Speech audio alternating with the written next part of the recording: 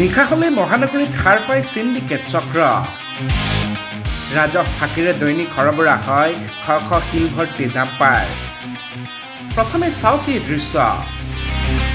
ৰাজহ ফাঁকিৰে শিল বালি ৰঙামাটি কঢ়িওৱা ডাম্পাৰেৰে ভৰি পৰিছে বন বিভাগৰ কাৰ্যালয় পূব কামৰূপ বন সংমণ্ডলৰ প্ৰাধিকাৰীৰ অভিযানত জব্দ হোৱা এইসমূহ ডাম্পাৰৰ দৃশ্য এয়া নিশা হলে দৈনিক মেঘালয়ৰ পৰা অসমৰ বিভিন্ন প্ৰান্তলৈ সৰবৰাহ হয় শিল ভৰ্তি শ শ ডাম্পাৰ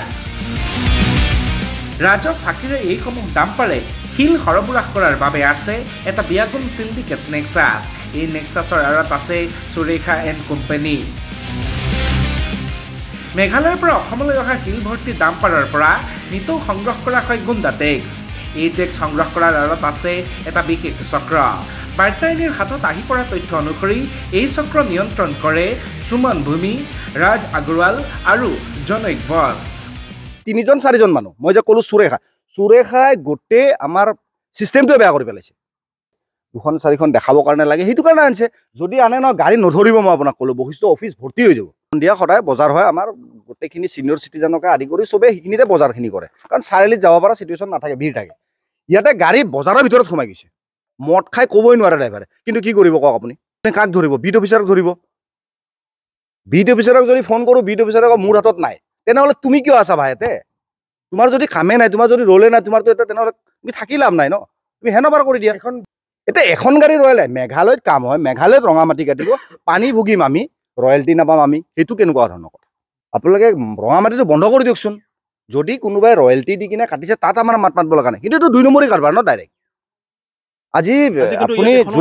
যোৰাবাদ থানাৰ অপজিটত কাটি আছে এখনো নাই তেনেহ'লে ৰঙামাটি গাড়ীখিনি ক'ত গ'ল লগে লগে ফোন গুচি যায় ভাই ৰঙামাটি গাড়ী নচলাবি গাড়ী নচলে আকৌ যাওক ৰাস্তাত খানাপাৰাত আপুনি চাব ঠিক খানাপাৰা আমাৰ ইফালৰ পৰা গ'লে ব্ৰিজখন নামি ৰাইট ছাইডৰ ৰাস্তাটোতে মোটামুটি 200-250 ওপৰত গাড়ী ৰঙামাটি চলে গোটেই সুৰেখাৰ গাড়ী তেখেতে কুঁৱাৰী চাফা কৰিব কিবা চাফা কৰিব আৰে ভাই চালান ইয়াৰ পৰা যোগাৰ কোনে ধৰি আছে চালানটো ক'ৰ পৰা আহি আছে ইণ্টাৰেষ্টিং কথা হ'ল চালানটো ক'ৰ পৰা মেঘালয় মাটি কাটিলে আমি চালান দিম নেকি আমাৰ অসম গভৰ্ণমেণ্টে চালান দিব নেকি কেনেকৈ দিব চালান থকা বুলি কয় ইয়াতে 50 পইচা যদি এই বশিষ্ঠ এৰিয়াত চলা গাড়ী যদি 50 পইচা অসম গভৰ্ণমেণ্টত আহিলে আমি ধন্যবাদ দিলোঁ গোটেই পইচা ইয়াতে চিণ্ডিকেটত যায় ধমকি দিয়ে ইয়াতে ফোনত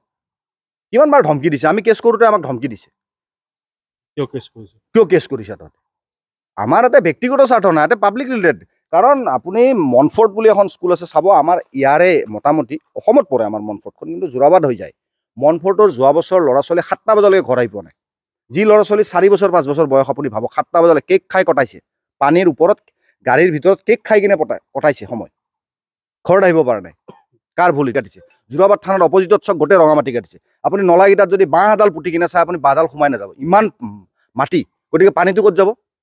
পানীটো গোটেই খানাপাৰাৰ পৰা আপটো যোৰাবাটৰ পৰা খানাপাৰালৈকে গোটেই পানীটো বৈ আহিব ভুগিব কোনে আমাৰ অসমৰ মানুহখিনি ভুগিব কোনে স্কুলৰ ষ্টুডেণ্টখিনি যোৱা বছৰ স্কুলৰ ষ্টুডেণ্ট বাছৰ ওপৰত বহিব লগা অৱস্থা হৈছে 7টা বজালৈকে ঘৰত নাথাকে তেখেতসকলৰ এটাই